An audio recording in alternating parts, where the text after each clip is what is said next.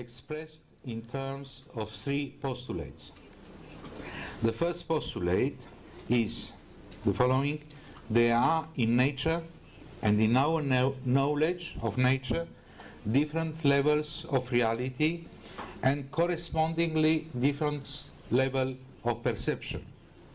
Second postulate: the passage from one level of reality to another is ensured by the logic of the included middle. Third postulate: the structure of the totality of levels of reality or perception is of a complex nature. Every level is what it is because all levels exist at the same time. The last year I described the historical basis of these three postulates. The first two get their experimental evidence from quantum mechanics, quantum physics, while the last one has its source not only in quantum physics, but also in a variety of other exact and human sciences. It is interesting to note that the three postulates of transdisciplinarity are the equivalent of the three postulates of modern physics, as formulated by Galileo Galilei. I recall you the three postulates of Galileo Galilei, which govern even today in our scientific thinking. First, there are universal laws of a mathematical structure.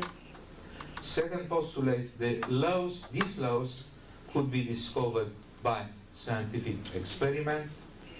Third postulate: such experiments could be perfectly replicated. So, the universality concerns the physical laws in the case of modern science and the levels of reality in the case of transdisciplinarity. However, the language is different. Mathematics in the case of modern science, and the new language of symbolic nature in the case of transdisciplinarity. The physical laws are discovered by scientific experiments concerning the object only, while the levels of reality are discovered through experiments involving both the subject and the object. The logic of modern science is mainly binary, while the logic of transdisciplinarity is ternary. Replicability applies in both cases. It is important to note that one can assume the validity of the three postulates of transdisciplinarity independently of their historical roots in some branches of modern science. In other words, transdisciplinarity doesn't rest on a transfer from modern science. This would be a wrong epistemological and philosophical procedure. Modern science, via its most general aspects, allowed us to identify the three postulates of transdisciplinarity, but once they are formulated, they have a much wider validity than in modern science itself. This is precisely the point of view adopted in this lecture, when trying to analyze how the postulates of transdisciplinarity could lead us to a methodological foundation of transcultural and transreligious studies. A last point before we begin. The present study is a work in progress, exposed for the first time here at the CETRANS meeting, with the aim of stimulating debates and research. We will be therefore grateful for all critical remarks concerning our ideas. Now, let me recall some aspects, especially for the people who were not at the first meeting, concerning the transdisciplinary approach of nature and knowledge.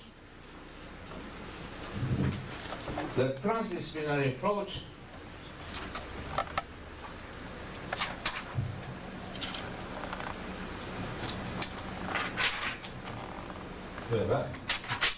all the symmetries. Good. It does. 4 times. Okay. The transdisciplinary approach of nature knowledge can be described through the diagram exposed here. You see in the last row till the end of the paper? Yes? In the left part, they are symbolically drawn the levels of reality denoted here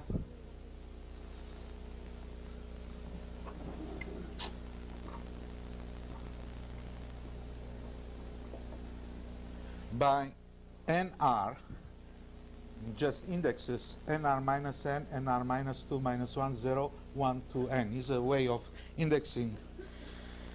And this index N can be finite or infinite. Here the meaning we give to the word reality is pragmatic and ontological at the same time. By reality, with a capital R, just to distinguish from the other one, we intend first of all to designate that which resists our experiences, representations, descriptions, images, and even mathematical formulations. Insofar nature participates in the being of the world, one must give an ontological dimension also to the concept of reality. Reality is not merely a social construction, the consensus of a collectivity, or some intersubjective agreement. It has also a transsubjective dimension. For example, experimental data can ruin the most beautiful theory, scientific theory. Of course, this point which I'll try to stress for eliminating misunderstandings, one has to distinguish the word real from the word reality. Real designates that what it is, while reality is connected to resistance in our human experience. The real is by definition veiled forever, while the reality is accessible through our knowledge. By level of reality, a notion which I first introduced in 1982 and developed later in many other papers, I designate an ensemble of systems which are invariant under certain laws. For example, quantum entities are subordinate to quantum laws, which depart radically from the laws of the physical world, classical world. This is to say that two levels of reality are different if, while passing from one to the other, sorry, there is a break. So we say that we pass from one level to the other, designate here by these broken lines. This will designate levels of reality, symbolically. I'll go slowly through all these diagrams, 2 hours. Only one diagram. Okay? We go from one to the other if there is a break in the fundamental laws and fundamental concepts, like causality. We don't say they are different just because there are different details or different regularities or different phenomenological kind of differences. These are called in a different way. These are called levels of organization. So we have to distinguish levels of reality from levels of organization as they have been defined in systemic approaches.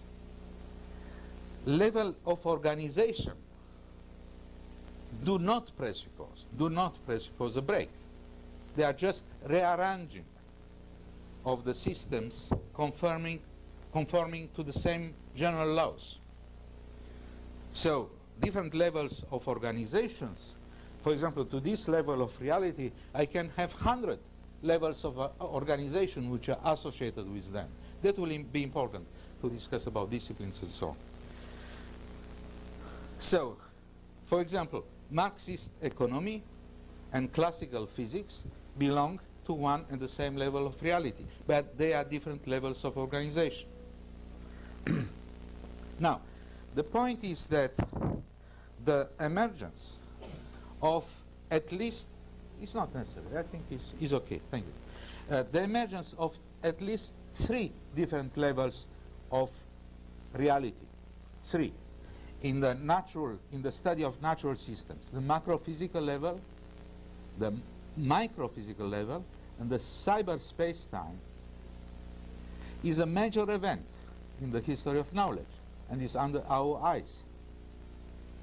At least the third one, the cyberspace-time. It can lead us to reconsider our individual and social lives, to give a new interpretation to old knowledge, to explore the knowledge of ourselves in a different way, here and now. The existence of different levels of reality have been affirmed by different traditions and civilizations. But this affirmation was founded either on religious dogma or on the exploration of the interior universe only. The new thing is the correspondence between external universe and internal universe. That's the new thing. In our century, in an effort to question the foundation of science, Edmund Husserl and other scholars have detected the existence of different levels of perception by the subject observer of reality. But these thinkers have been marginalized by academic philosophers and misunderstood by physicists, which each area being trapped in its respective specialization. In fact, these new thinkers were pioneers in the exploration of a multidimensional and multi-referential reality in which the human being is able to recover his place and his verticality. I have also, there are some physicists in the audience, perhaps they will recognize what I'm speaking about. The view I'm expressing here is really conformed to the founders of quantum mechanics, Werner Heisenberg, Wolfgang Pauli, and Niels Bohr. In fact, Werner Heisenberg came very near in his philosophical writings to the concept of level of reality. In his famous manuscript of the year 1942, which was published in German only in 1984 and translated in French just last year, I don't know about translation in English, Heisenberg, who knew well Husserl, introduced the idea of 3 regions of reality.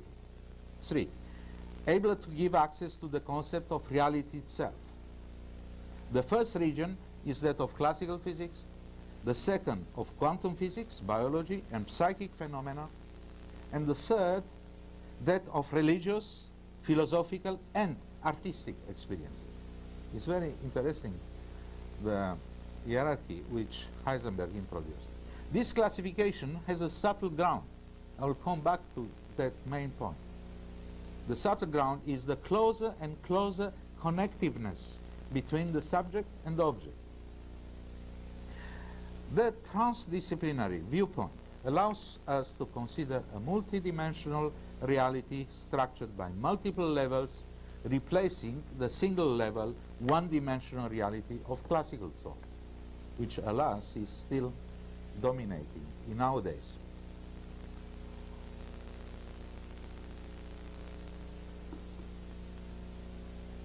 According to the transdisciplinary approach, reality is structured via a certain number of levels. And the considerations which follow do not depend if they are finite or infinite. In other words, if this small index n is finite or infinite. Can be finite, can be infinite. To understand for the people who have no knowledge of elementary mathematics, but even I think everybody has to have knowledge of elementary mathematics. If you take a segment like that between my fingers here, how many points are between in this segment? How many points? Infinite.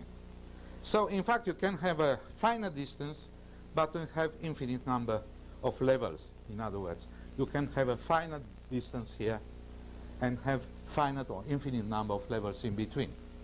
So it's not the question of infinite extension. Okay. Now let me just, for clarity, but that's not important, to assume that n is infinite here. So, two adjacent levels, say here in the drawing, nr0 and nr1, are connected by the logic of included middle. I spoke last year about that. A new logic as compared with classical logic. Now, let's recall for the people who were not last year. What is classical logic? It's logic, our logic, in fact, usual logic, everyday logic, which is founded on three axioms. First, the axiom of identity, A is A. Second, the axiom of non-contradiction, A is not non-A. And the axiom of excluded middle.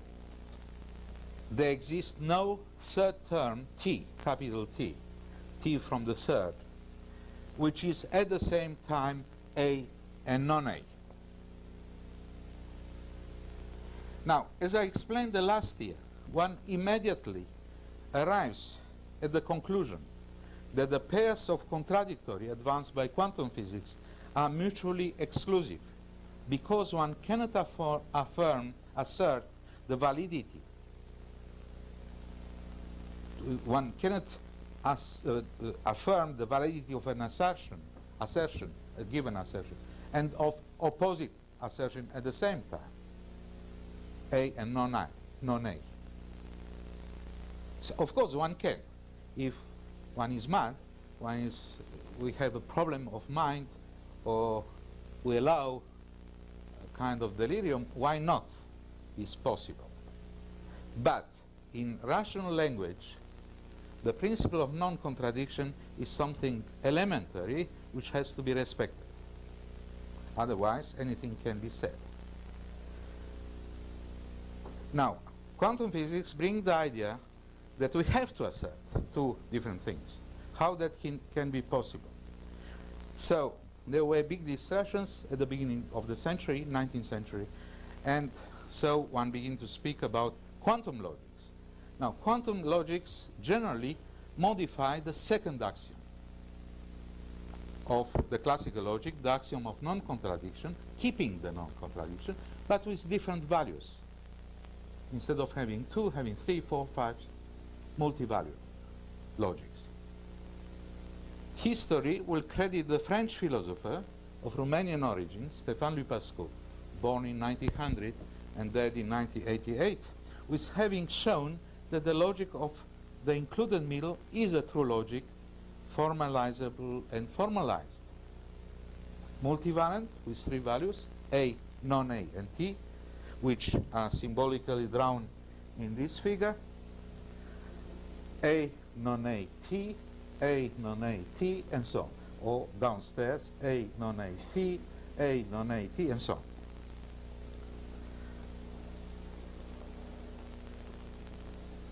Now, of course, there is a mystery there which is easily clarified if one introduces the levels of reality. The mystery is the following: how can say a thing at the opposite at the same time without being slightly disturbed mentally? The answer is very simple, in fact. If there are levels of reality, one can have A and non-A at the same time and still respecting the logic, the axiom of non-contradiction, but the third term, which mediates the conciliation between the two opposites, have to be on a different level of reality. So, For people here in the audience, I know that there are, see, Professor Wasserstrom and others who are familiar with coincidentia oppositorum from the Middle Age. The coincidentia oppositorum is not the included third, because coincidentia oppositorum doesn't postulate in general a third term. They come very near. Jung and other people who used after that, and Eliade, okay, they came very near, but they didn't formulate the idea of levels of reality, so the included third. So it's not the same thing. Now, so it's very easy to understand, and I will come back to this figure by recalling a figure I showed last year, which is that basic building block of the previous figure. If we represent the terms of the new logic, A, non-A, and T, and the dynamics associated with that by a triangle in which two of the terms, opposite terms, are one level of reality, the third on a different level of reality. The included middle here appears really like an included third.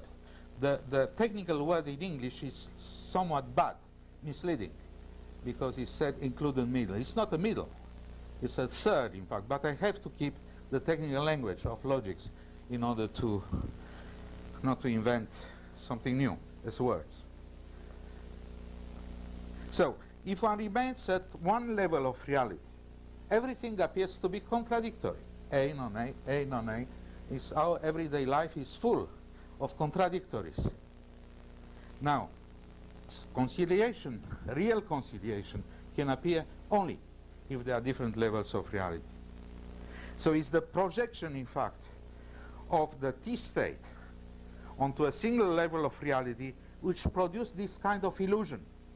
It's a kind of illusion of mutually contradictory, mutually exclusive, antagonistic pairs. So a level of reality by itself is self-destructive if it's completely separate from the other levels of reality. Now, let me come back to the previous figure.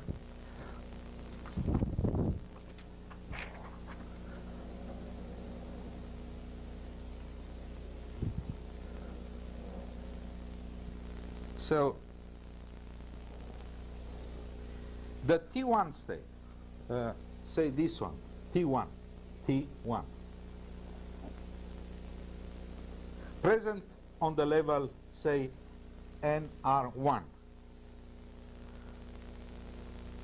is connected with a pair of contradictories, A0, non-A0, which are situated on an immediately contiguous level, NR0. Okay. So T1 state allows the unification of contradictories A0 and non-A0, but I repeat, because that's the main point, the unification has to occur on a different level of reality.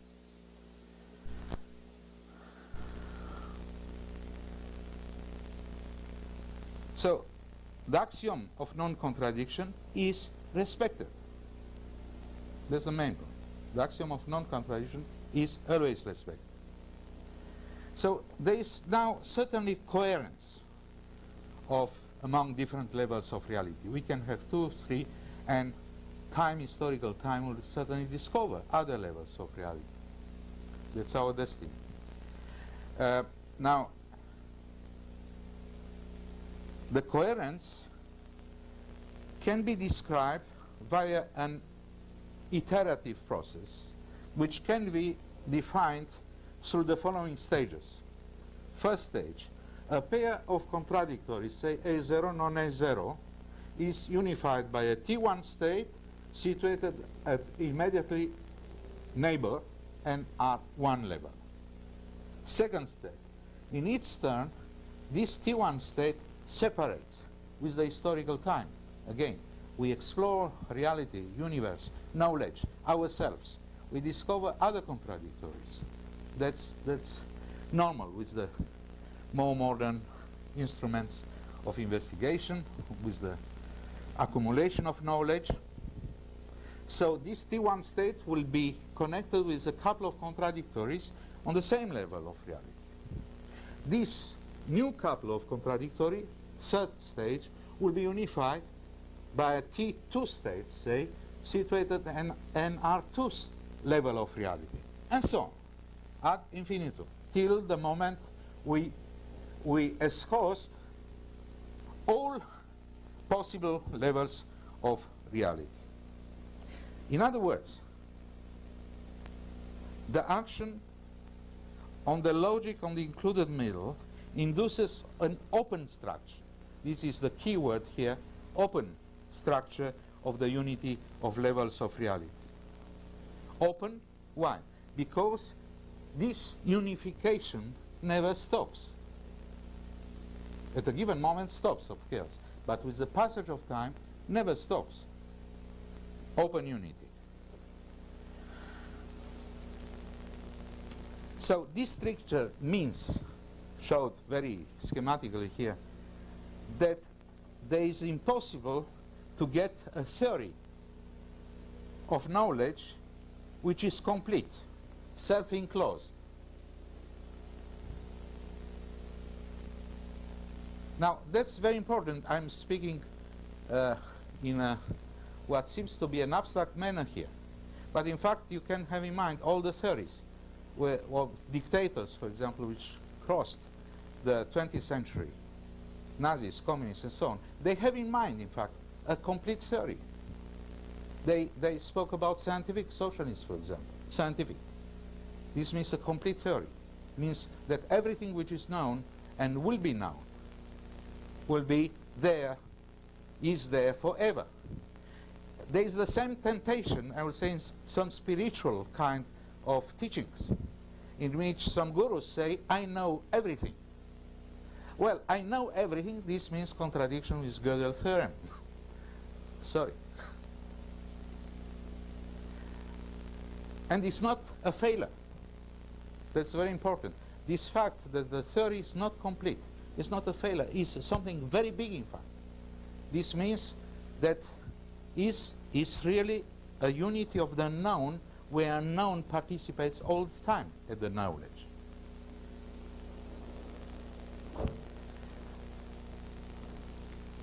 So the elimination of the contradiction, that's another subtle point about the non-contradiction. The elimination of non-contradiction is only temporary. Non-contradiction is not violated at a given time, but when time passes, we have to introduce a new kind of unification to respect even better the non-contradiction. In other words, there's a very subtle point here about non-contradiction. Non-contradiction is in fact respected when historical times goes on, more and more and more. But knowledge is forever open. Now, if you look now, I'm speaking now, right? I begin to speak only about this part, the left part. And for the moment, I looked only here till here, this final distance. So, in the sphere of levels of reality per se, that what it is above is like what is below. But what is below is not like what is above. What I mean by that? Degrees of materiality. Every level of reality, resistance, is connected with the degree of materiality. The degree of materiality becomes finer and finer, subtle, subtler and subtler. Every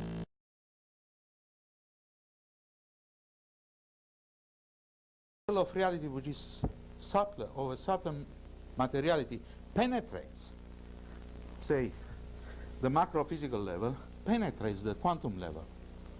The quantum level penetrates the macrophysical level, but the inverse is not true.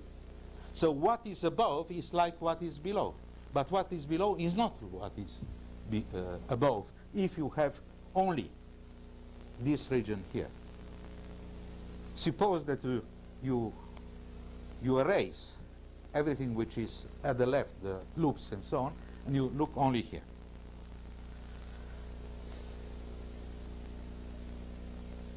Now, the words I am using, high and low, has nothing to do with some moral connotation, spatial and so on. It's just topological.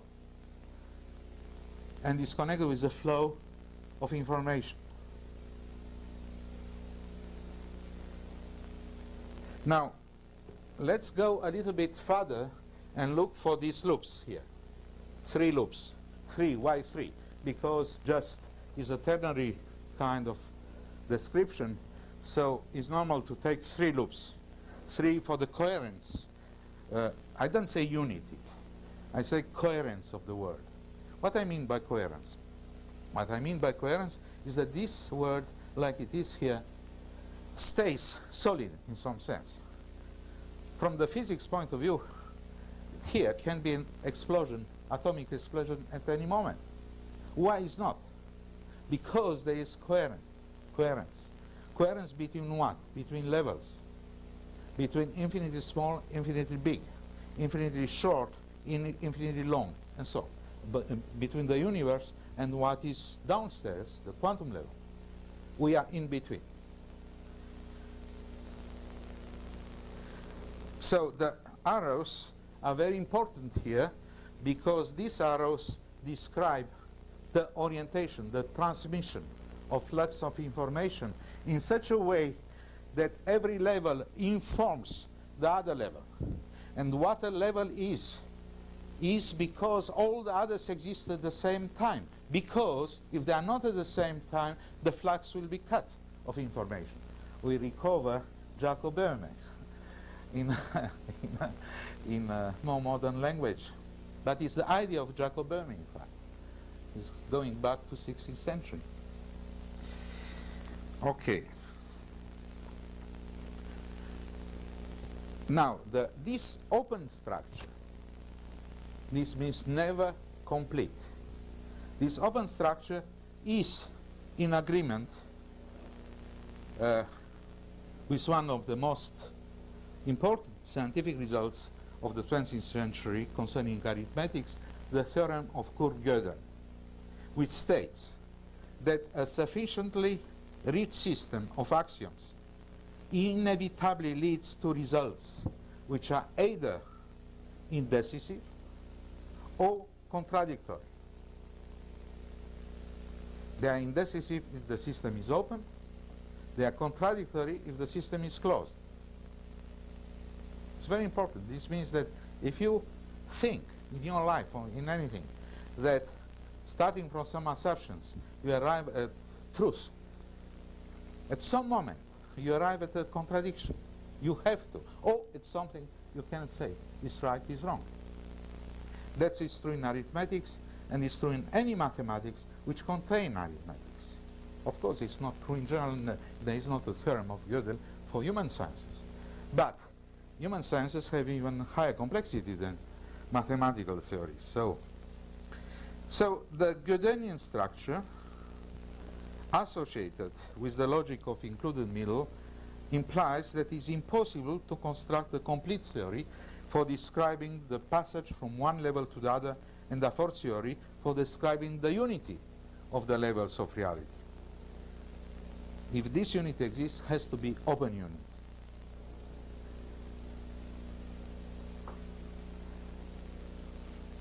So now we were here, we begin to describe the loops. So we arrive now in this region here. We go slowly from the left to the right. Please. You count the time for the end, yeah.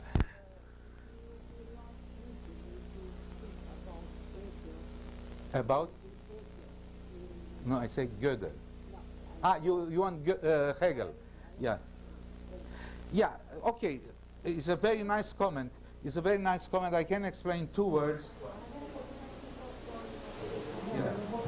I repeat the question. The question was about Hegel. If Hegel cannot be bring here. At the end, perhaps. At the end. Keep the question at the end because it's a nice question. Yes. So let's go. So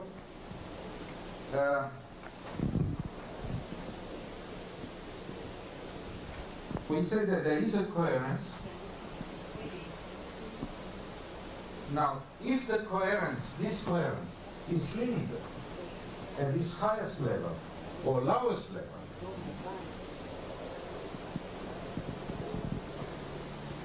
has to stop. So this means the word itself is not coherent. We have, rationally speaking, rational, I underline the word rational, to postulate, to assert that in order that this visible coherence we have in the universe to continue, to be there, it has to go through a zone where simply there are no levels of reality. There is no resistance. Why is no resistance? If our sense organs are limited. I think everybody here in the room, and even any philosopher and any thinker will agree, in fact, that our knowledge by our body, by our mind, is limited. Our sense organs are limited, our brain is limited, our instruments of nature which prolong our sense organs are limited. We are not gods, in spite of some assertion. We are not gods. So, if we accept this limitation, this means that we have to assert that this coherence has to go through a zone of non-resistance. Non-resistance to our descriptions, representations, formalizations, even mathematical formalizations. This zone of non-resistance corresponds to the veil, quoted yesterday by my friend Michel Randon, which Bernard d'Espagnat referred to the veil of the real. Veil of the real. Veil, les voiles, réel voilé. So, this means that we arrive at a unification of the highest level and lowest levels, but this unification has to be done through a zone of non-resistance. Now, as in the old sayings, we can say that what is low is the same as what is high, the very old Hermetic assertion. So, the correspondence between high and low has to be established by a zone of non-resistance here. And this zone, I repeat, there are no levels of reality, by definition.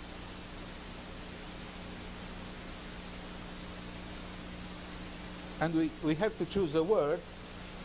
We have not many words in our language, be English or Portuguese or French or any language, which are not prostituted. Every word is prostituted. But some are less prostituted than others. So I had to choose one. I chose the word sacred. I think that this zone is really corresponding to what the word sacred describes. In the sense, first, as a definition, sacred, meaning that which does not submit to any rationalization. Doesn't mean that it's not rational, means that refuses any kind of rationalization, any kind of discourse, any kind of description, except the assertion that is there. Now, it is also important to note something which is not a detail. These loops of coherence, which has to go through the zone of non-resistance, if you look here, go also in between the levels of reality. That's very important. In other words, this zone of non-resistance is refound between the levels of reality. has to be a zone there which is discontinuous, real discontinuity. There's nothing in between, except this non-resistant real. So, in other words, this sacred, in some sense, this non-resistant thing permeates every level of reality. So, in other words, I think we arrived at a quite dramatic point in some sense, if we understand what is about the story. We have arrived in a rational way to try to establish a link between two opposites, real and reality. The real thing, which by definition refuses any kind of discourse and realization and so on, and reality, which is due to resistance. Now, the transdisciplinary approach arrives to make a connection between real and reality. I would say that is even one of the main features of transdisciplinarity, between real and reality. So, the unity of the levels of reality and its complementary zone of non-resistance, we can call it the object, to take the words of modern metaphysics. The object, transdisciplinary object, because it's in the external world. It's resistant. For the moment we are here, in the external world. And immediately, from these simple considerations, something amusing results, interesting, amusing as a consequence, is a new principle of relativity. In the following meaning, no level, this new principle of relativity is the following: no level of reality constitutes a privileged place from which one is able to understand all other levels of reality. This is inherent in this description. This is why I am keeping repeating, a level is what it is, because all the others exist at the same time.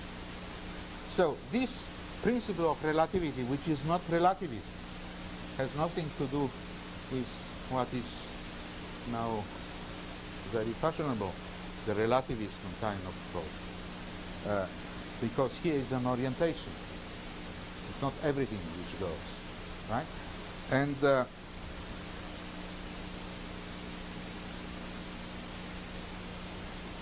And this is important because this principle of reality, this principle of relativity is what originates a new perspective in other fields, the academic disciplines. I'll come just now to the subject in a few seconds.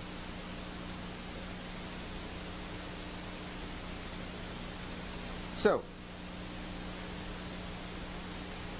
the different levels, here now we can go slightly faster on the right part, which is in fact the part which concerns us.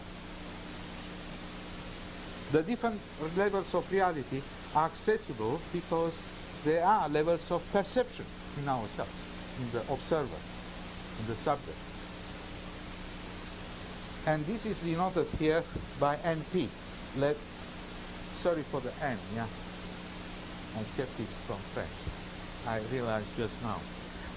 Niveau de perception, level of perception. And this has to be in correspondence, one-to-one correspondence, between level of perception and level of reality. So perception itself has level. For people who are studying, I think, seriously, the artistic kind of history and evolution and creation with their artists, they know very well from their own experience that they are levels.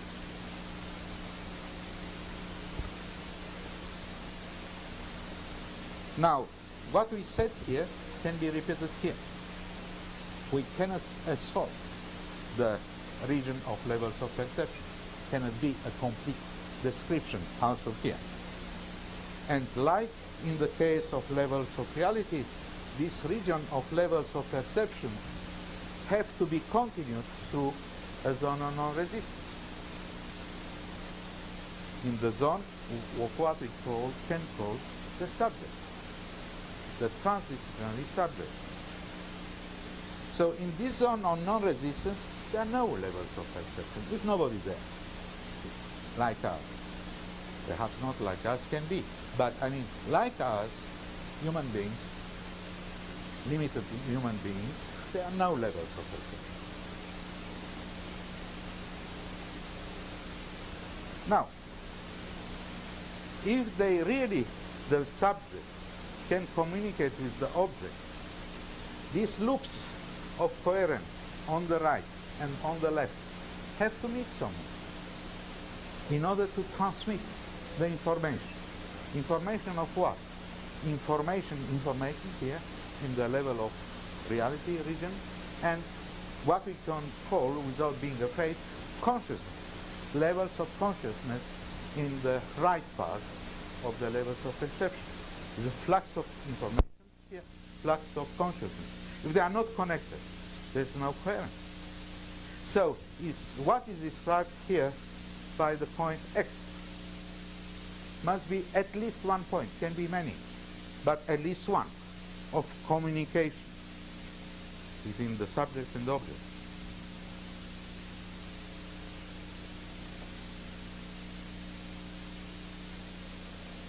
So, in that perspective, knowledge is neither exterior nor interior. It's both, and exterior and interior.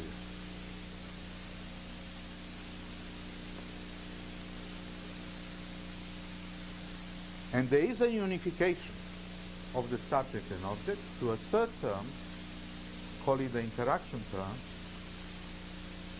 The main feature that this third term here cannot be reduced to the left part or to the right part, to the subject or to the object. There are always three in knowledge, not two.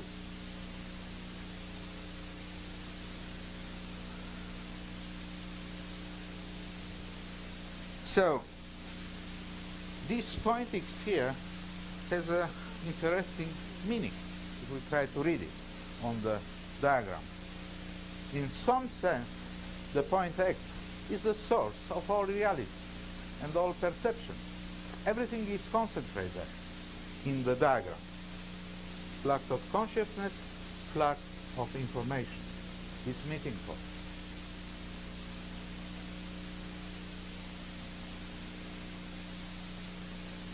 So, this ternary partition, object, subject, interaction, this I have to stress, is radically different from the binary partition, subject-object, which defines modern metaphysics. That's a loose term, metaphysics, because everybody uses like he wants. But in academia, you have to respect the words like they are defined in academia. And in academia, metaphysics means subject-object, the modern metaphysics. So the transdisciplinary approach is in a deep rupture with the modern metaphysics. And it's precisely thanks to this rupture that transdisciplinarity is able to offer a methodological foundation of transculture and transreligion, as I will try to argue in the following. But before going to that, I will stress something historical in 2 words, but can take books, entire books and conferences to understand and describe that. The subject-object problem was central for the founding fathers of quantum mechanics. Pauli, Heisenberg, Bohr, as Husserl, Heidegger. I'll come back to the figures in 1 second. Okay. For the founding fathers of quantum mechanics, Pauli, Heisenberg, Bohr, as Husserl, Heidegger, or Cassirer, refuted the basic axiom of modern metaphysics, the clear-cut distinction between subject and object. It comes. 1 can put really one name on that, but as physicist, certainly Galileo Galilei introduced this calculus. So all our considerations here will be described in this new kind of partition, subject-object interaction. Now, I can come after this preliminary, just preliminary, to the notion of academic disciplines, cultures, and religion. Now, academic disciplines are studying fragments of levels of reality, even not one level. The academic discipline never explores the level of reality, just fragments, by definition. Put your name, psychology, mathematics, physics, chemistry, so on. A fragment of reality, a level. And even more important, these academic disciplines are concerned only with the zone of the subject, object. Again, by definition, I mean in our time, not 1,000 years ago. So, academic disciplines concerned with this region of the object and with fragments of levels of reality. So, they are founded, consciously or not, on a model, which is the mechanistic model of physics. Is the classical mechanics which founded the disciplinary point of view, which was put in movement in university beginning with 12th century, with the first university. So the disciplinary academic disciplines are corresponding to, by definition, is what we can call an in vitro knowledge. What means in vitro? We cut reality, a fragment of reality. We put it under glass, under laboratory. And studying this fragment, the postulate of a discipline is that we can find laws, we can find reality, we can find even for some disciplines, it says that we can find anything. It's not by accident that in physics we speak about the theory of everything. It's not just a joke. Unified theory. So the postulate, you take a fragment and in vitro from the external world, the world of the object, the left part of the diagram. They are obviously power-oriented, possessiveness, domination of nature, the world. They are putting in movement a given type of intelligence, which is the analytic intelligence of the human being. They are governed by binary logic, and by definition, they are supposed to be neutral.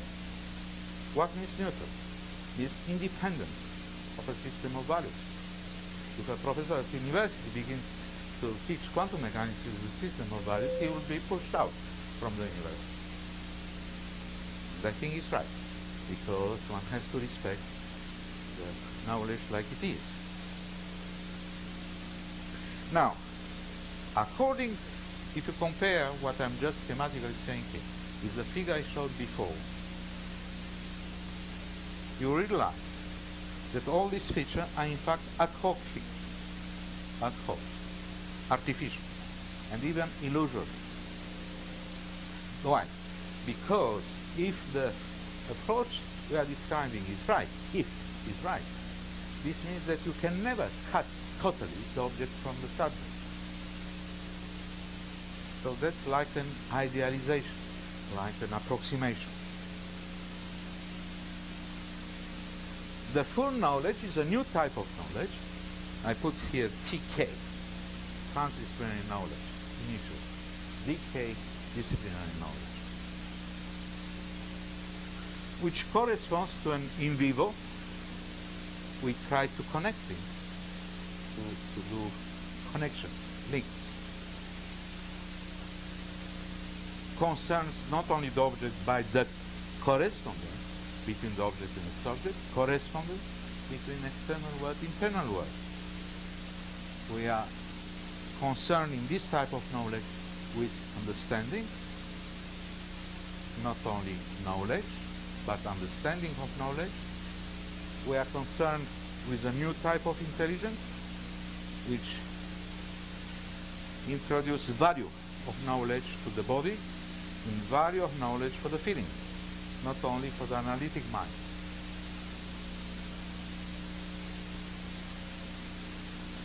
Is oriented towards astonishment because surprise is from everywhere here. Astonishment oriented, and sharing. It's not power oriented.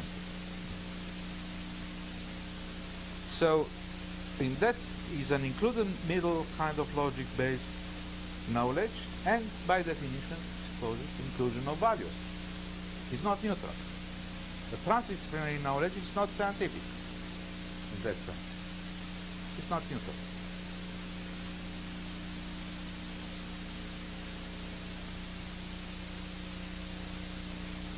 Now, what is important to realize, that I stressed last year, is that there is no opposition between the two. Transdisciplinary knowledge cannot exist without disciplinary knowledge. It's impossible. Has no nourishment, has no data. They are complementary, like two contradictories, in fact. They can be united.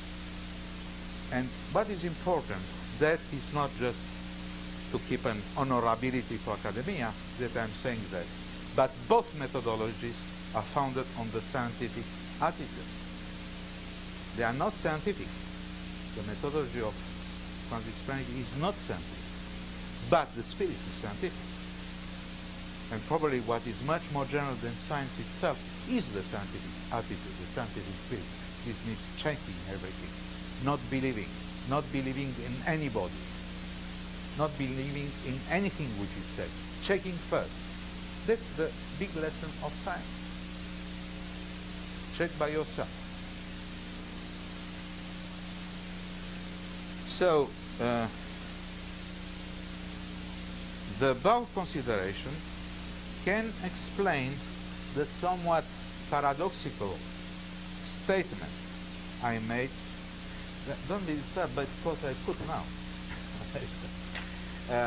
The somewhat paradoxical statement I made that transdisciplinary knowledge is able to bring a new vision on academic discipline, not only on academic disciplines, but also on cultures and religion. The statement looks paradoxical. How transdisciplinarity can speak about something which are not disciplines. Now we can understand, now with all this consideration, why. How we can understand in a simple way, but this can be, take books also to be described in detail. There is a crucial difference between academic disciplines and science and cultures and religion. What is the difference? The radical difference is that academical disciplines are situated here, on the level of the object. They are concerned with resistance, with levels, with neutral, all everything we said before. While cultures and religions are not concerned with fragments of levels of reality only. They are concerned also, but not only. So with what are in fact concerned? If we forget about sophisticated kind of discussions about that, but at the main level. Well, they are connected in this framework with level of reality, levels of perception, and a fragment of the sacred. Is a section, a culture, a religion. Looks like here in this diagram like a horizontal section. It's not here, it's in this region. Romanian culture, French culture, Brazilian culture, and so on. They have resistance. Just go and see. Brazil plus 500. It's incredible. I would like to propose myself to make guided tours at Brazil plus 500. Why? Because there I can give a living lecture for you in front of this exhibition and showing where are the levels of reality, where are the levels of perception, where is the second. It's extraordinary. It's the incarnation of what we are speaking here at this splendid exhibition, where you see, I will come back to see that I'm not speaking just in a sentimental way.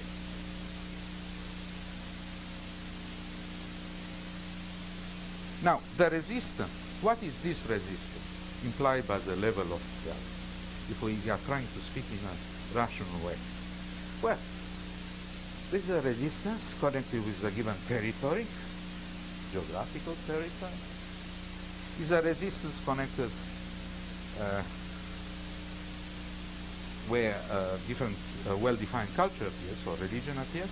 Is connected with the historical events through which a given collectivity went through. Series of events which are different in different cultures. The trajectory of history. And also with a different mixture of culture and religion habits carried by the people who are crossing the given territory. You go to this exhibition, you see how many cultural habits, religious habits are crossing Brazil. It's fabulous. And it's one culture. Okay. So if there's somebody which can obtain from me this job, I'll quit this and go as a guidance, to make guided tours. Now, the resistance implied by the levels of perception in the cultures of religion are connected with what? What kind of resistance? Well, spiritual practices, cultural habits associated with a given theology, a given religious doctrine, a given ensemble of cultural personalities and their teaching through the historical time. What appears for me interesting in this description, there is something which is shared by all cultures and all religions, which is this zone on non-resistance of the sacred. Perhaps this fact could explain why there is an inextinguishable desire of universality, more or less hidden in any culture, in any religion, in spite of their claim of absolute specificity. The contemporary polemics about, for example, the status of an academic discipline like the history of religions and the violent debate around the life and the work of its founder, Mircea Eliade, are explained quite simply through this diagram. One demands at the history of religion two mutually contradictory exclusive conditions, mutually exclusive conditions. To be neutral, as the other academic disciplines, to be here, the left side of this diagram, and to study a non-neutral phenomenon, religions.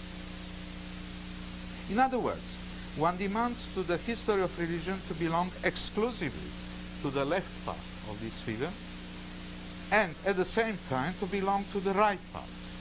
That's impossible. Of course impossible in the framework of the methodology and the logic of disciplinary knowledge. The only way, in my opinion, the only way out is to accept methodology and logic of transdisciplinary approach. The crucial problem is certainly, as foreseen by Eliade, the status of the sacred. So I will discuss a little bit just this now. The transreligious attitude and the presence of the sacred.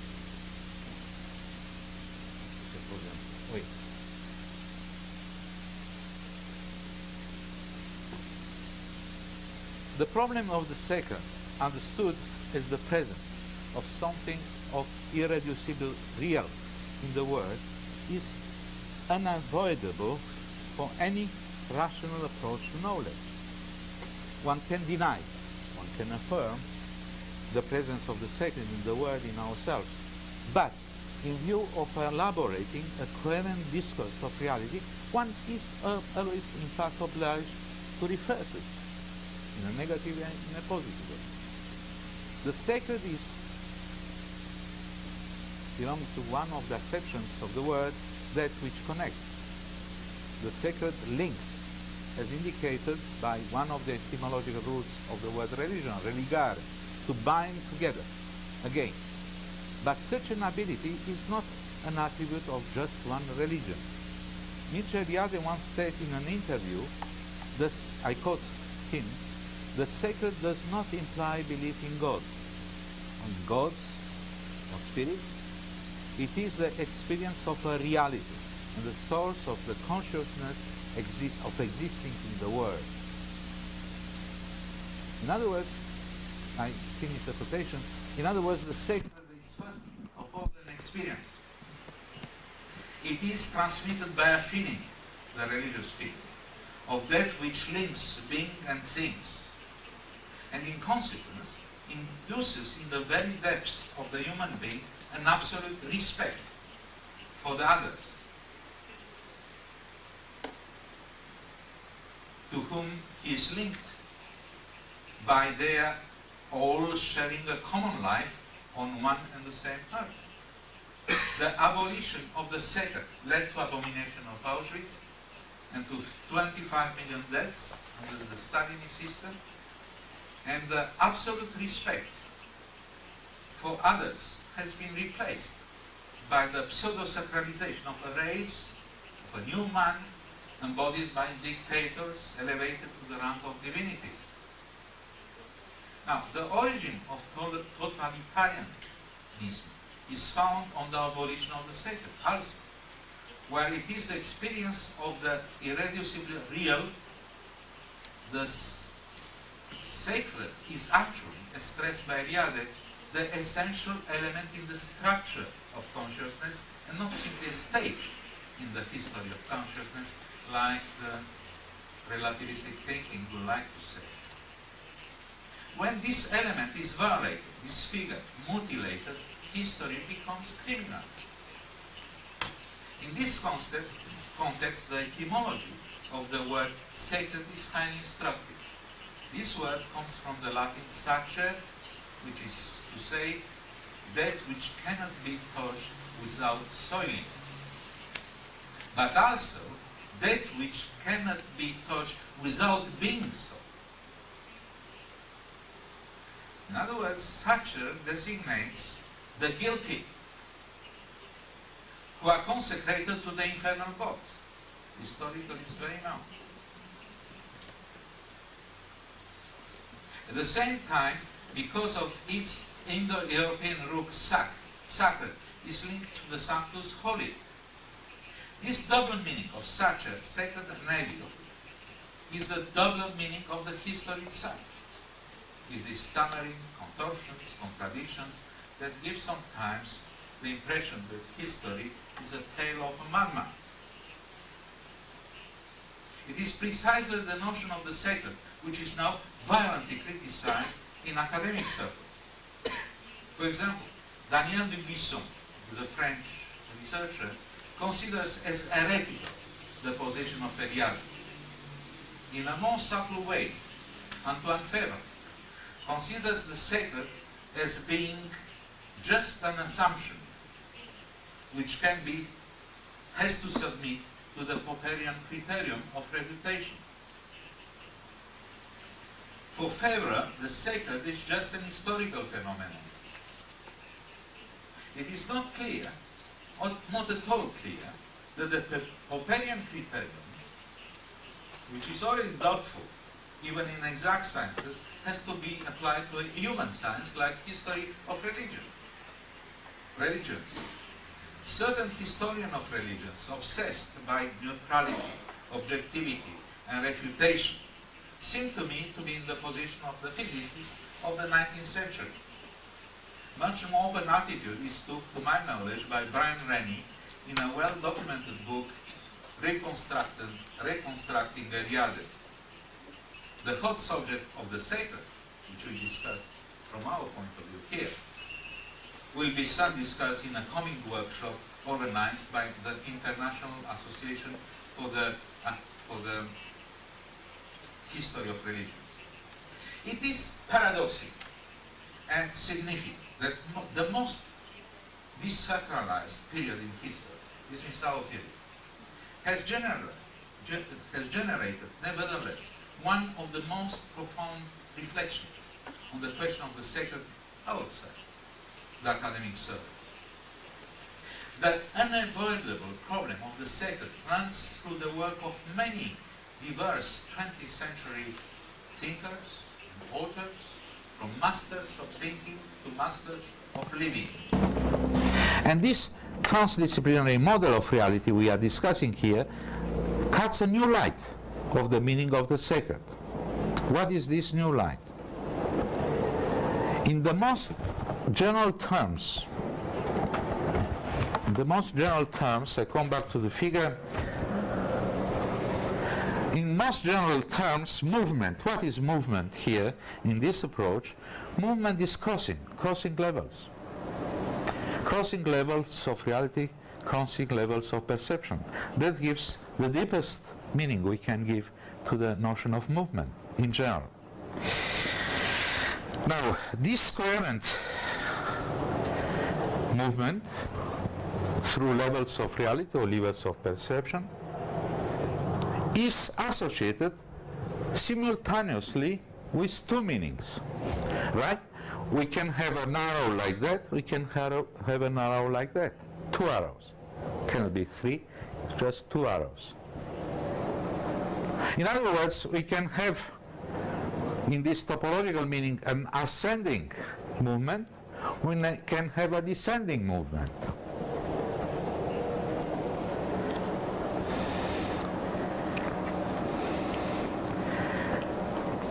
Now, the zone of the absolute non-resistance, absolute to our representations, images, and so on, appears like the source of this double movement, descending, ascending. We can say that this zone is beyond the zone of the sacred, but a beyond which is nevertheless connected with the levels, incarnate in the levels.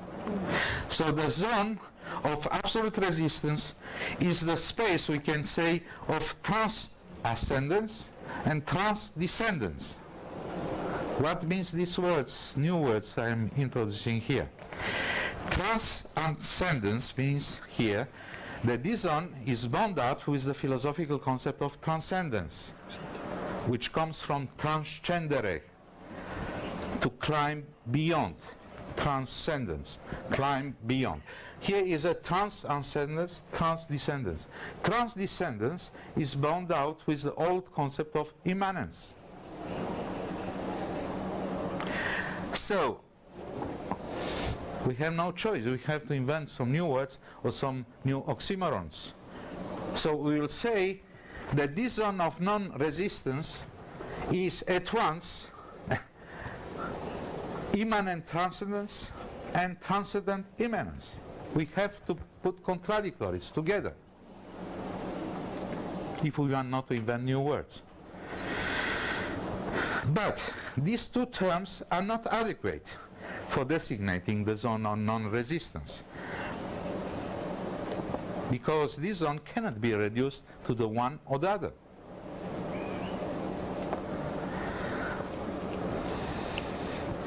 So again, the word sacred is adopted here as a conciliation between this double movement of immanent transcendence and transcendent immanence.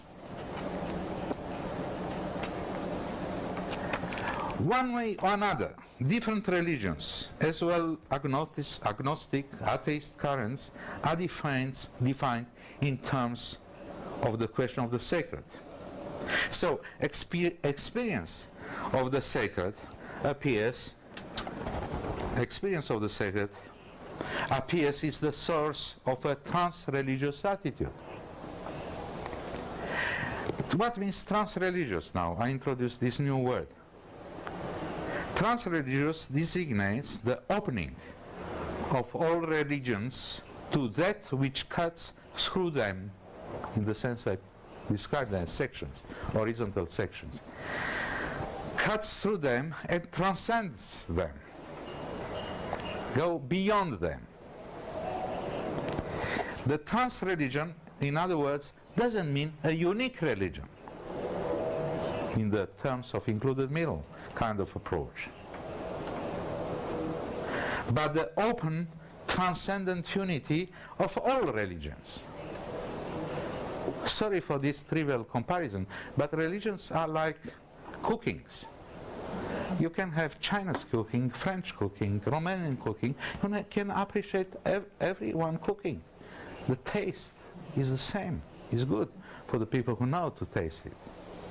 So it's not the question that is that you make a unique cooking will be horrible.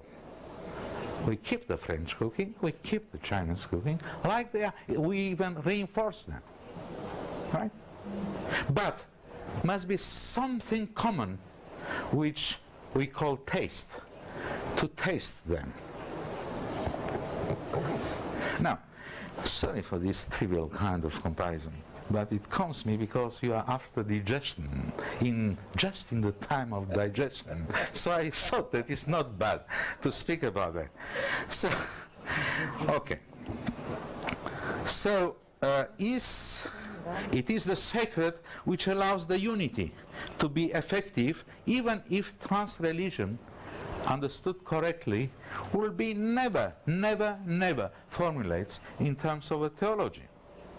Is this trans-religion, this I quote religion after religion, the nice oxymoron which gives the title of the book of Professor Stephen Wasserstrom? I don't know. Perhaps he can answer. In any case, I was happy to find in his book the word trans-religious in a meaning near to the one adopted by myself. Transdisciplinarity is neither religious nor irreligious. It is trans-religious.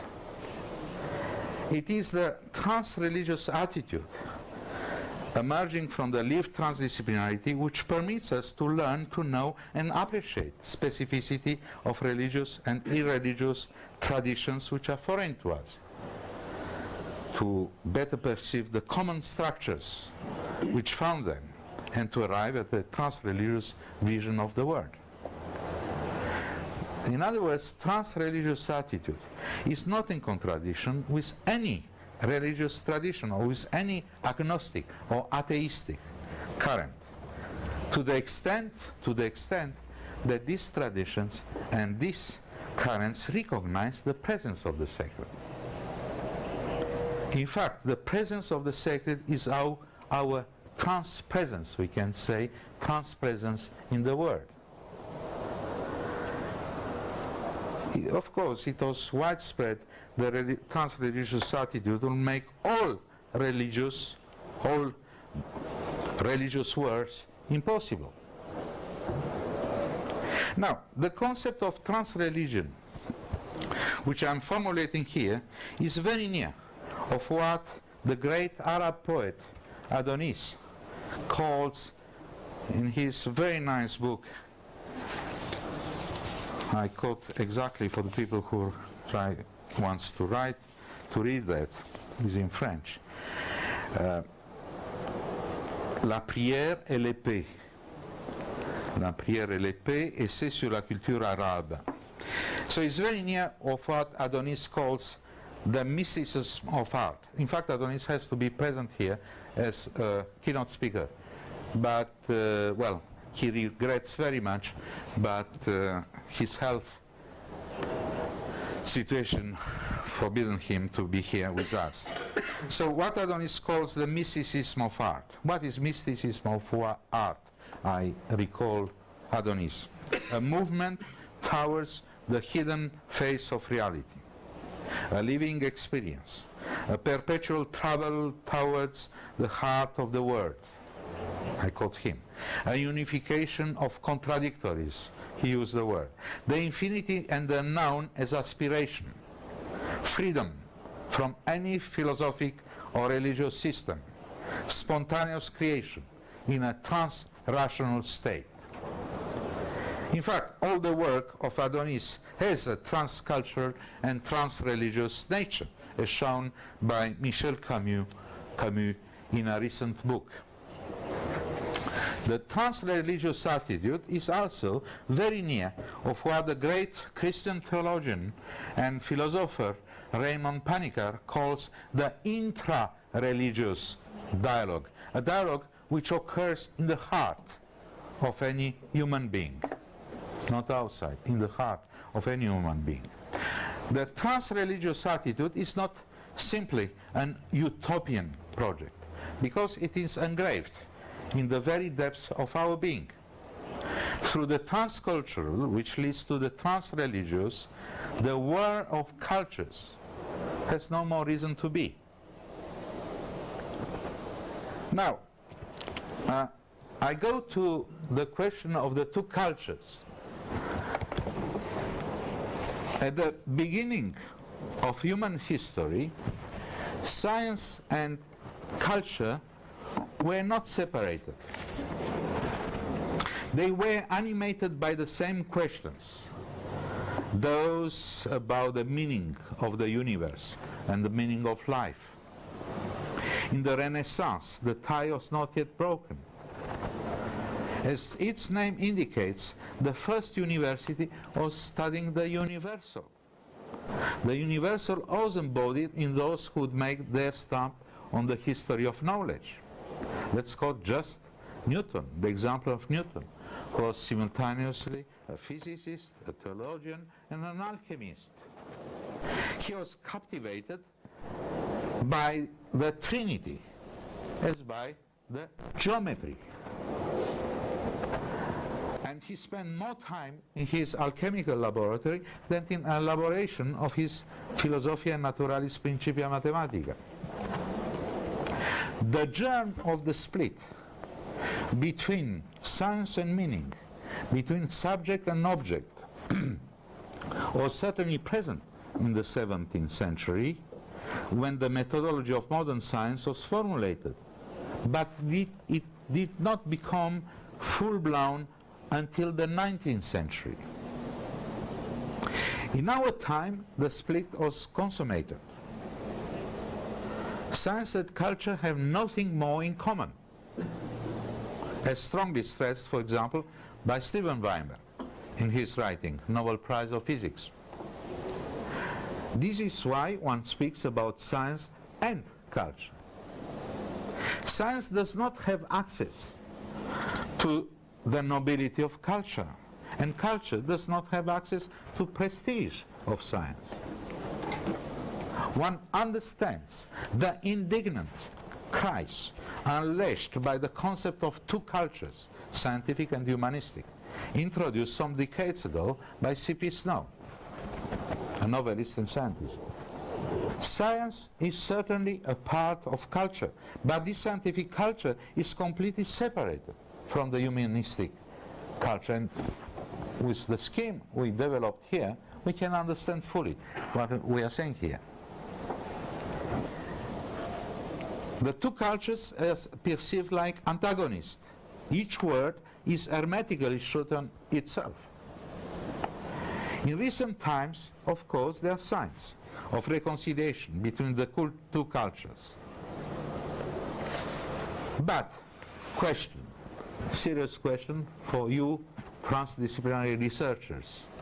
Is this reconciliation possible? It's not obvious. If we come back to our basic figure diagram, figure 1,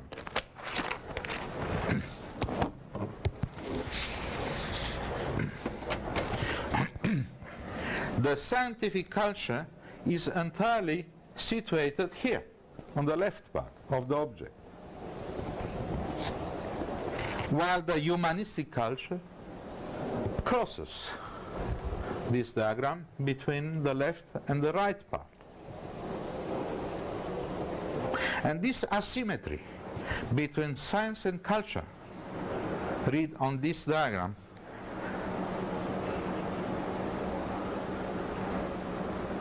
demonstrates the difficulty, I don't say the impossibility, but the difficulty of reconciliation.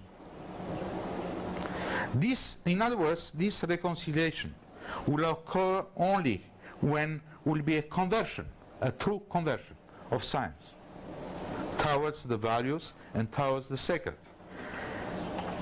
This means when the scientific culture will become really a culture and not a simile-culture. Now, what means conversion? It's not a religious term I'm using here, but means conversion in the sense of first going through the conversion of scientists themselves. Science is not an abstract unit, it's connected with scientists. And this process is already visible. I cannot enter in detail here, but it's already visible all through the world.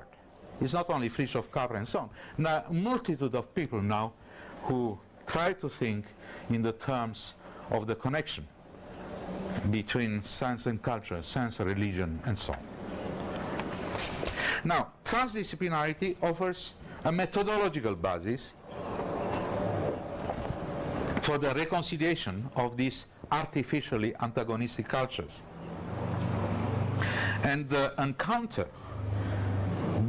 the key point, I would say, which transdisciplinary methodology can offer is the notion of levels of representations. Now,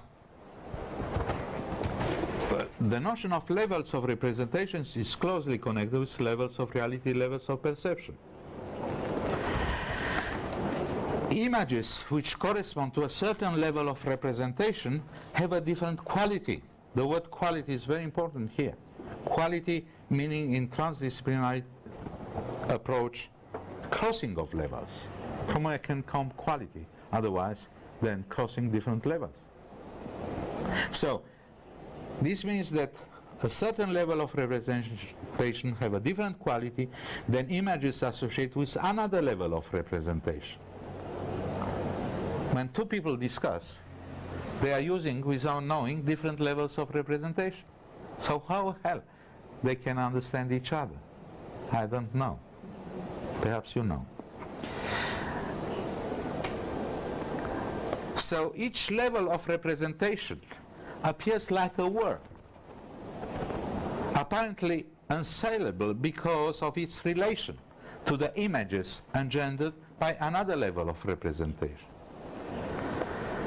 So this level of representation of the sensible world are therefore connected with a level of perception of the creator, the scientist, of the artist. A true artistic creation arises at the moment bridging several levels of perception at the same time, engendering what we can call a transperception. A new word, new concept, transperception. Transperception permits a global, non-differentiated understanding of totality of levels of perception. Now, this means, using these words, this terminology, that true scientific creation arises at the moment bridging several levels of representation at the same time, engendering what we can call a transrepresentation. Transperception and transrepresentations, two new and basic concepts, could explain the surprising similarities between moments of scientific and artistic creation, as brilliantly demonstrated in a book written in the 1950s by the great mathematician Jacques Hadamard concerning the imagination in mathematics. Now,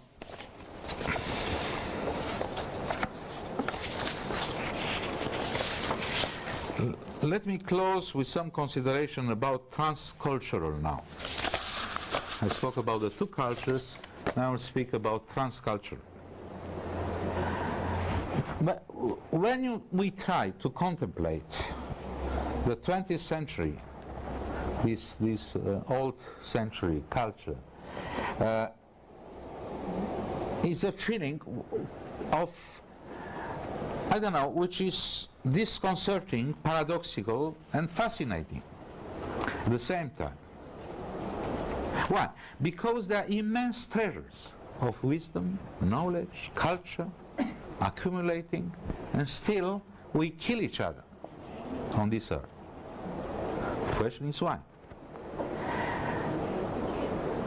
What is true is that in a rational manner, these treasures of culture cannot be communicated. That's one point of difficulty. Cannot be translated from one culture to the other. It's impossible. In fact, impossible. In terms of our scheme here, it's even clear why. Because of this discontinuity. A discontinuity can be breached. There is no translation from one culture to the other. Except one which I try to discuss, because otherwise I will not discuss here.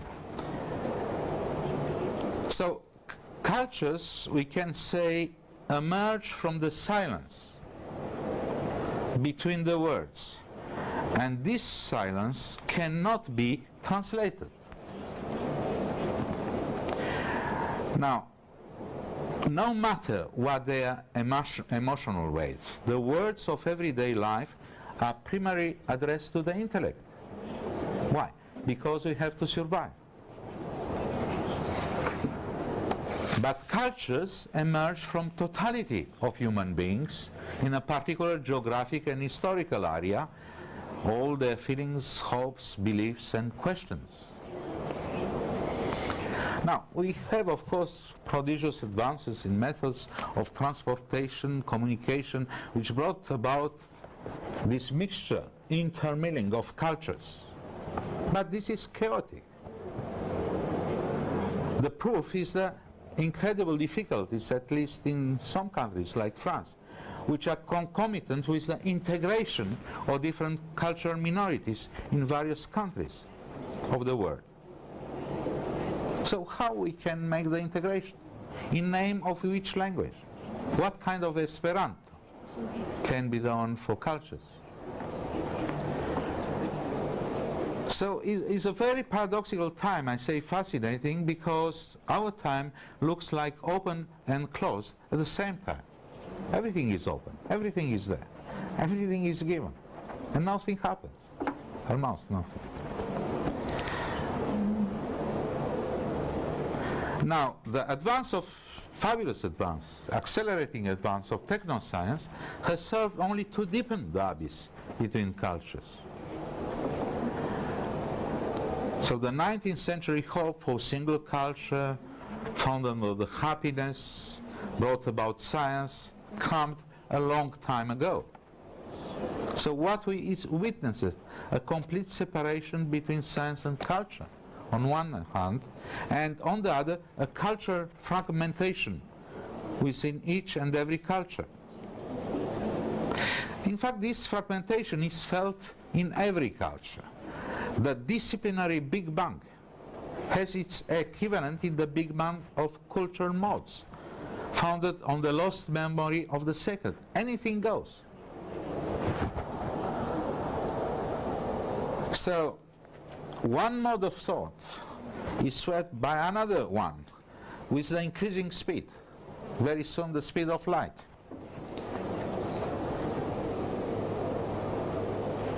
And in spite of this chaotic appearance, modernity leads to an approachment between cultures. A resurgence of the need to unite being with the world. Now, the potential for birth of a culture of hope, what we can call culture of hope, is precisely equivalent to the potential for self-destruction, which is engendered by the abyss of non-meaning. We have links, of course, which are made, multicultural links, which shows that the dialogue between different cultures is enriching. We have the intercultural dialogue, which is clearly assisted by the growth of transportation, communication, by economic globalization. And the discovery of body known, unknown cultures makes, of course, unsuspected potentialities for our own culture. For example, the influence of African art to the appearance of Cubism is one famous example, historical example. In other words, the face of the other allows us to know better our own face. But what is important in the framework of our discussion here is that multicultural and intercultural by themselves do not assure the kind of communication between all cultures. The transcultural is needed. What designates the transcultural? The opening of all cultures to which cuts through them and transcends them. The same as for trans-religion. And the reality of the opening like that is proven by the example of research, famous research of a director like Peter Brook, and with company Centre National de Création Théâtrale. The actors are very different, of different nationalities, themselves involved in different cultures, and still these people of different nations can create Mahabharata, can create the Tempest, can create the Conference of the Birds, with an equal possibility of communication. And not to quote what happens here in this country, with the extraordinary performances in the theater of Ruth Escobar, which I had the privilege to participate at the workshop on Science and Art, exactly, at her theater, and to see some shows which were present there, and they are in the heart what we are discussing here. This dialogue between culture, but it's not a simple dialogue, it's a dialogue in the name of something, which I called here the sacred. As for the religions, we have to apply this principle of relativity. No one culture constitutes a privileged place from which one can judge other cultures. So the perception of transcultural is first of all an experience, because it concerns the silence of different actualizations. The space between the levels of perception at the levels of reality is the space of this silence. Is the equivalent in the interior space of that which is called the quantum vacuum in the exterior space. It is a full silence, structured in levels. There are as many levels of silence as there are correlations between levels of perception and levels of reality. And beyond all this level of silence,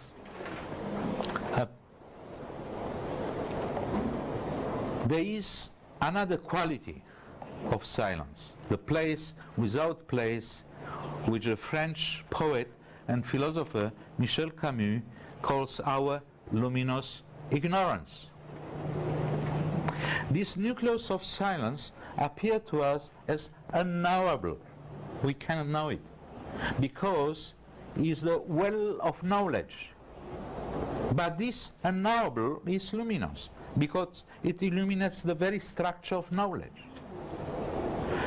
Of course, it's too late now. We cannot do experiences. But let's try to taste a little bit this silence. So let's do not a sophisticated, not an esoteric exercise, a very simple exercise to try to fill this silence we are speaking about. So please sit down, the people who are coming now. And please leave your pencils out. relax, relax, relax. Close your eyes, please, to keep a little bit inside. Please do it, do it like I'm saying. Please, all, because otherwise we cannot work. Now, try now, very quietly, to see where you are, in which place you are. And you'll discover quite soon. Please, Michel Random, leave that out.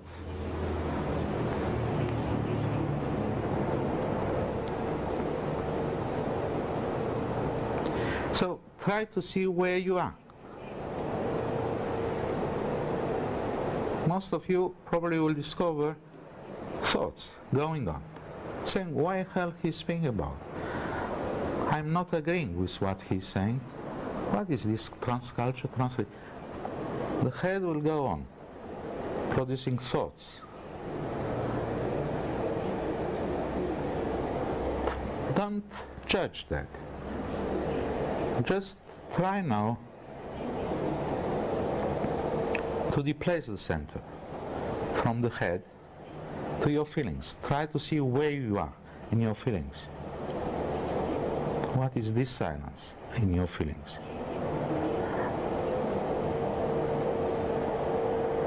Again with the same question. Why I'm here at this session, what I'm listening, what I'm trying to get for me.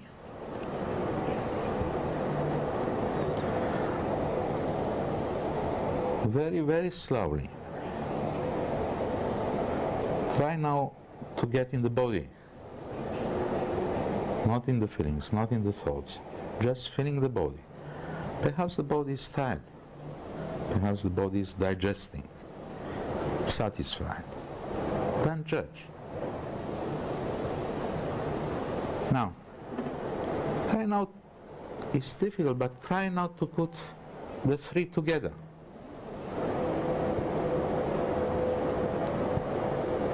And just try now, putting the three together, to see where you are on this scheme we already discussed. Where is your place?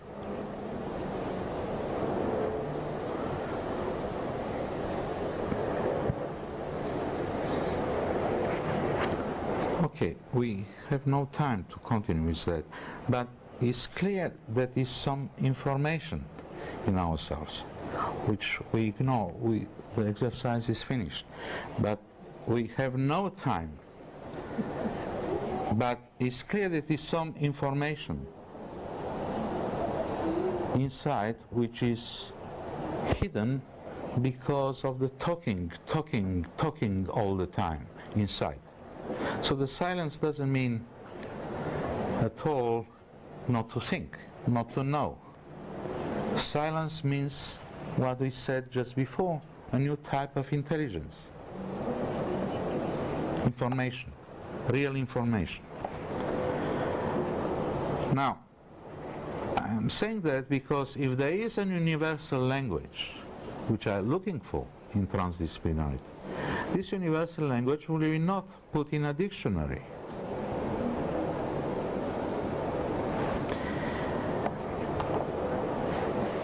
It's the experience of the totality of our being.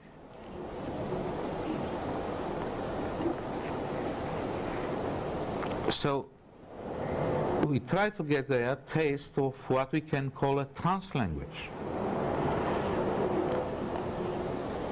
From the physical perspective, human beings are clearly the same. They are constituted by the same matter. Human beings are the same from biological point of view, the same genes and gender, different skin colors, different facial expressions, and so on. Now, transculture suggests, it's a suggestion, it's not a certitude, of course, a suggestion that human beings are also the same from the spiritual point of view, beyond the enormous differences which exist between various cultures. The transculture is expressed by reading all the levels of silence across a multitude of cultures. The rest is silence, are the last words of Hamlet.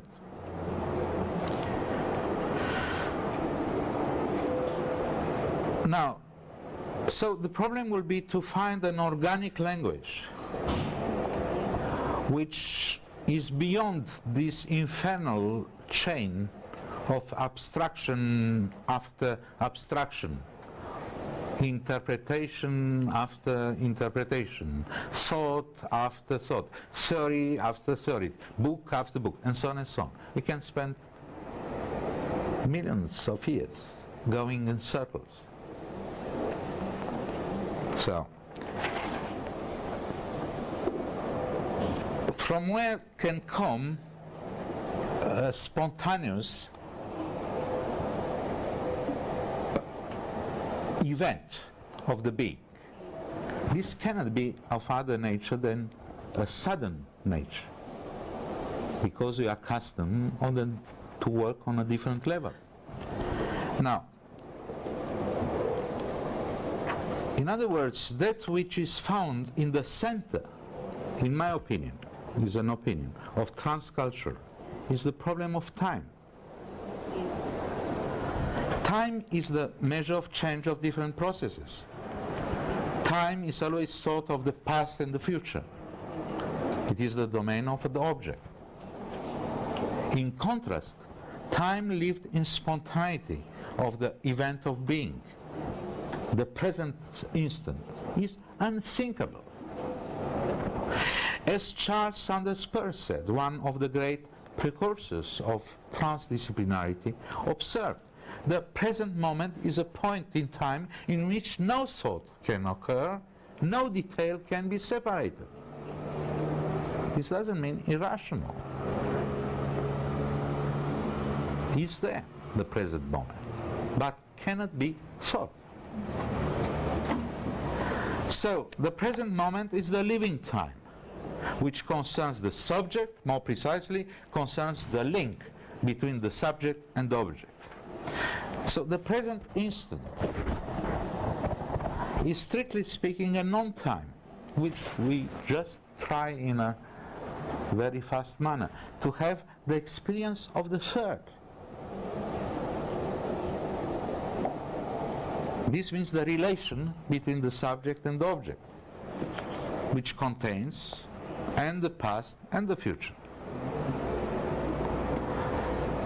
This means the total flow of information, which crosses levels of reality and levels of perception. That's the past and the future in this approach. So, in that sense, the present time is the origin of the future and the origin of the past. So, different cultures, present and future, have extensions in the time of history, which is the time of change in the state of being of nations, of peoples. But the culture concerns the time which is present in transhistory, which is a concept coined by Eliade, introduced by Eliade.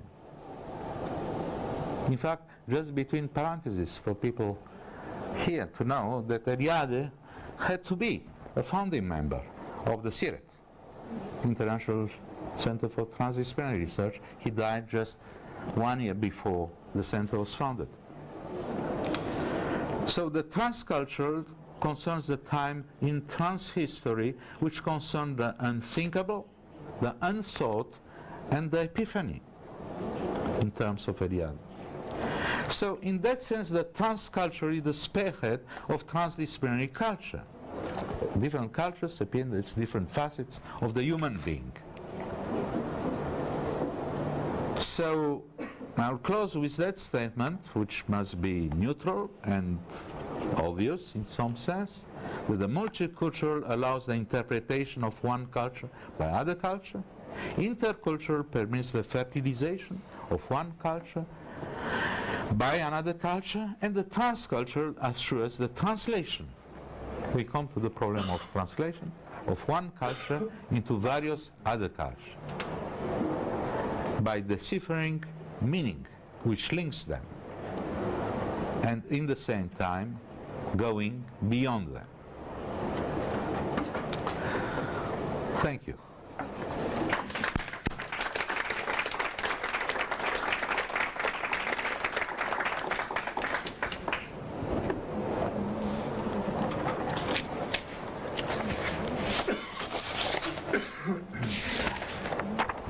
This is just to make a kind of application to the names of the included third, just to put a triangle with A, non-A, and T with the names which are important for me and for the transdisciplinary approach.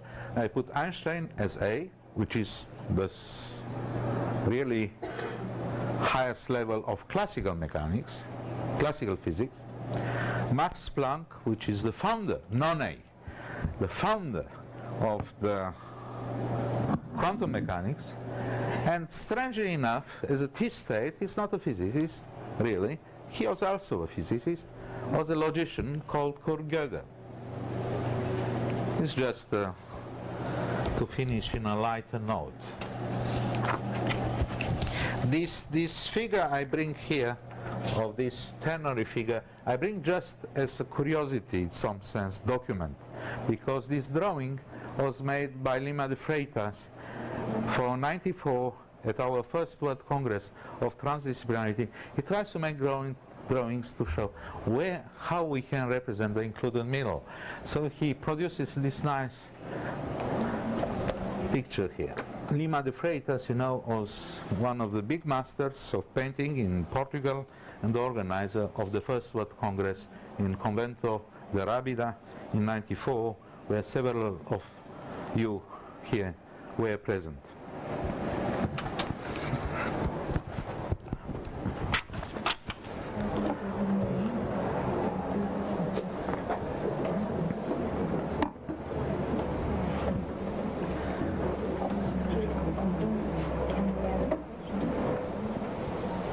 Se alguém quer fazer perguntas, comentários. Perhaps I need some, no? If there are questions in Portuguese, I need for the translation. Basarab, j'aimerais vous remercier Okay. très très chaleureusement pour votre brillante conférence. Vous avez dit à un moment donné que la transdisciplinarité n'était pas une science à proprement parler. Est-ce qu'on peut la définir comme une attitude philosophique? Est-ce que c'est possible de parler d'un bouleversement philosophique? Oui, on peut toujours parler, mais sans épuiser la transdisciplinarité, parce que la philosophie, c'est aussi une discipline bien déterminée. On peut parler d'une attitude philosophique, d'une attitude religieuse, d'une attitude... je veux dire, ça n'épuise pas la transdisciplinarité. Le mot attitude est évidemment très adapté, mais attitude philosophique le diminue en quelque sorte. Le mot attitude est plus riche. Enfin, d'ailleurs, qui a été introduit aussi par un poète, par Roberto Juarez, poète d'Argentine, dans le vocabulaire de la transdisciplinarité. L'attitude, c'est-à-dire l'aptitude de garder une posture. Et donc, évidemment, c'est un bouleversement philosophique, c'est vrai, parce que si on a dit rupture avec la métaphysique moderne, c'est vrai. Mais en même temps, ce n'est pas une nouvelle philosophie. Ça, c'est difficile à accepter, parce qu'on veut toujours s'accrocher à quelque chose qui est déjà connu. Je crois qu'on doit nous habituer d'accepter qu'il peut y avoir quelque chose de nouveau qui échappe à toute classification. Et ça s'appelle la transdisciplinarité. Mais est-ce que la philosophie à son origine n'était justement pas ce quelque chose qui échappe à toute classification? Je ne sais pas, je n'étais pas là au moment de la naissance de la philosophie. Et je crois que personne n'était là pour témoigner. Je veux dire, c'est des hypothèses qu'on fait sur la naissance de la philosophie, de la littérature, de la religion. C'est des hypothèses les unes après les autres. Mais ces moments de grâce, de la naissance de la philosophie, de la naissance de l'art, qui peut témoigner sur ça? Peut-être il y a quelqu'un qui peut témoigner, qui est quelqu'un, ce qu'on peut appeler les témoins intérieurs, à nous-mêmes. Il faut les réveiller peut-être. Merci.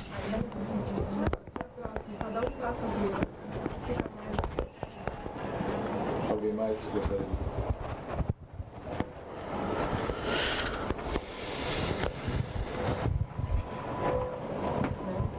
Please, I see some connections between your zone of interaction, non-resistance zone, and the entre-deux, the Merleau-Ponty.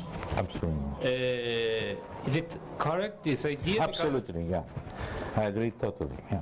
Yeah, because... and it's a concept which was took again in different words by Gilbert Durand, in fact. It's an entre-deux. Okay. But with the meaning that is a third which cannot be reduced to the deux. L'entre-deux is not just an absence, it's a presence.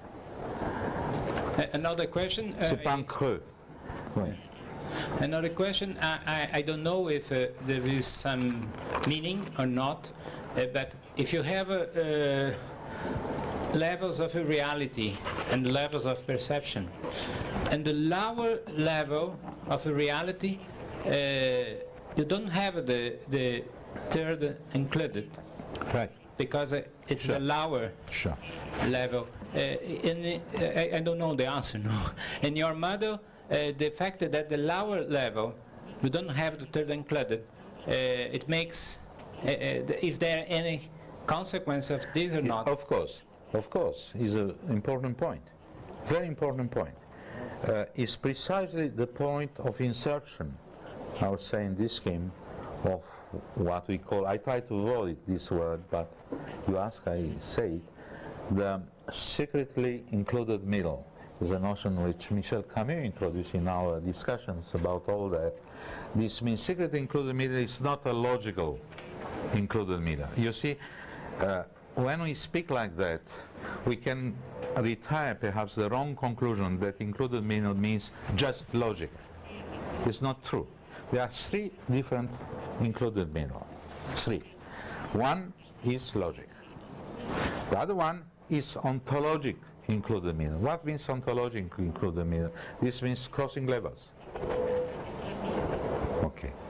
So crossing levels as a third like trace, I was saying this internal part of the diagram. Now, is a secretary included middle is precisely the point where there are no more logical T, there are no more ontological T, there are no more levels, so must be another third which is acting, which I call that the sacred. Or included, sacred included middle, or the sacred. Yeah.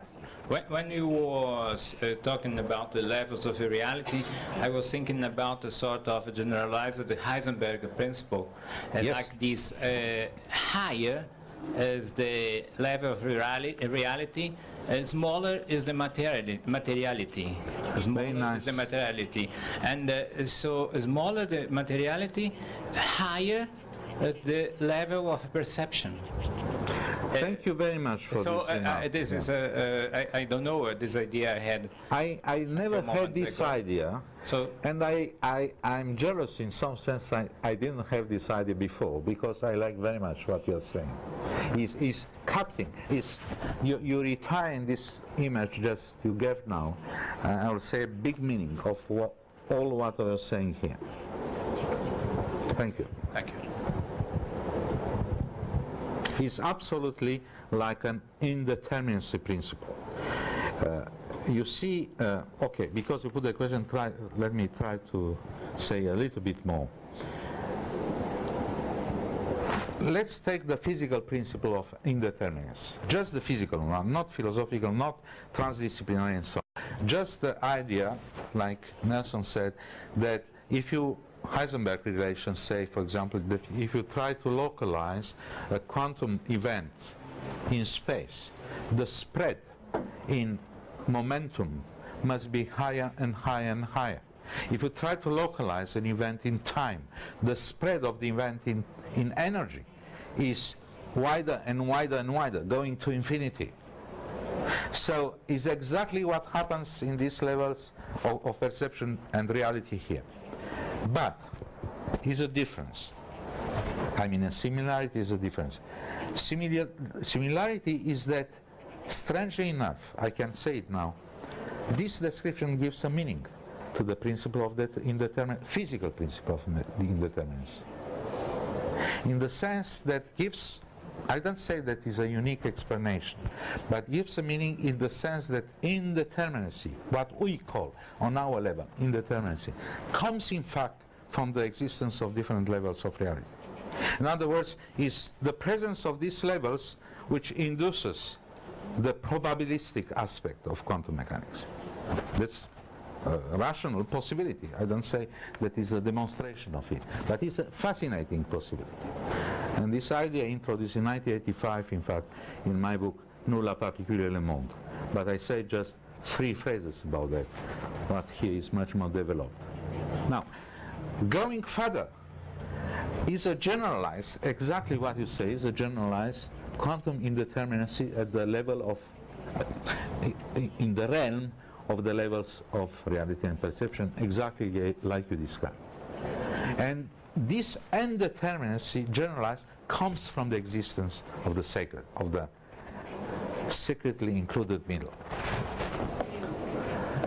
Is a quite fascinating, I think, description of understanding, rational understanding of the meaning of indeterminacy, which in common language we'll call accident, we'll call unknown hazard, or I don't know how. What?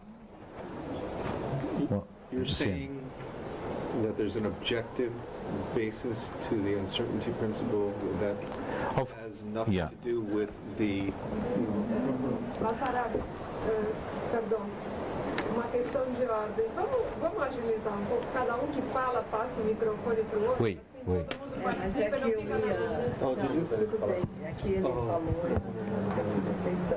Perhaps I repeat the question because it's fast to answer. I repeat the question. The question was if it's objective, if I propose an objective interpretation of the indeterminacy principle, right? Is your question.